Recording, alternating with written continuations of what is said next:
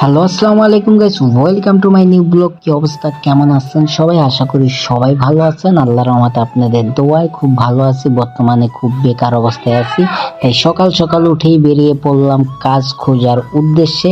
এখন বাজে হচ্ছে সকাল 10:30।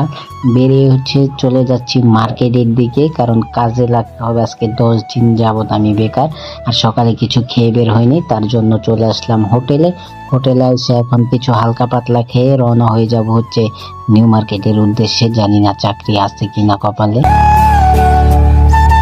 তো নিয়ে নিলাম 2টা রুটি আর হচ্ছে ডাল ভাজি।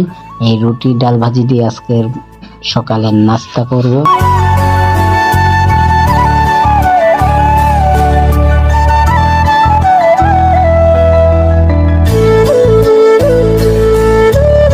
নাস্তা করার পরে চলে আসলাম চার দোকানে। একটা চা কাপ হাতে নিয়ে চা খেতে খেতে ভাবছি কোন মার্কেটে যাওয়া যায়। তারপরে ভাবলাম নিউ মার্কেটে ওই দিক দিয়ে ঘোরাফেরা করে যেই মার্কেটে চাকরি পাবো সেটা থেকেই ঘুরে আসবো। তো মোটামুটি চা খাচ্ছি মনে সুখে, আর চিন্তা করতেছি কোথায় যাব।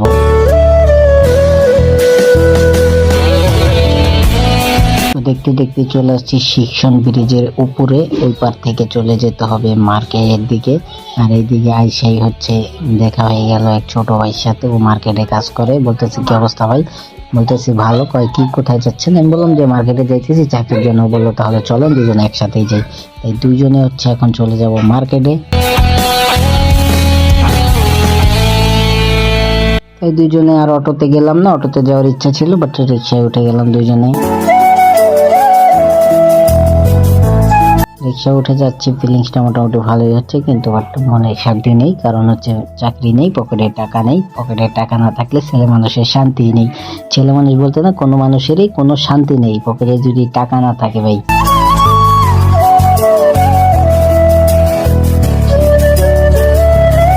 এখন চলে আসছে আজিমপুর আজিমপুর আস্তে আস্তে মোটামুটি ভালো একটা জ্যাম ফেস করছিলাম, বাট এখন রাস্তা একটু ক্লিয়ার আছে। দেখতে দেখতে চলে গেলাম চন্ডিমার সামনে, নেমে গেলাম। ও বলতেছে মার্কেটে যাইতেছে, আমার দেরি হয়ে গেছে, আপনি যান। এখন নিউ মার্কেটে একটু ঘোরাঘুরি করলাম, বাট কোনো চাকরি পাই নাই। এখন হচ্ছে সুপার দিয়ে একটু ঘুরতেছি কোথায় চাকরি পাওয়া যায়। বাট আমার কপালটা খারাপ, এখন বাজে বেলা 3:30, আমি কোনো চাকরি পাই নাই। তাই খালি হাতে বাড়ি ফিরে যাচ্ছি। দেখা হচ্ছে নতুন ব্লগ কিংবা ভিডিওতে।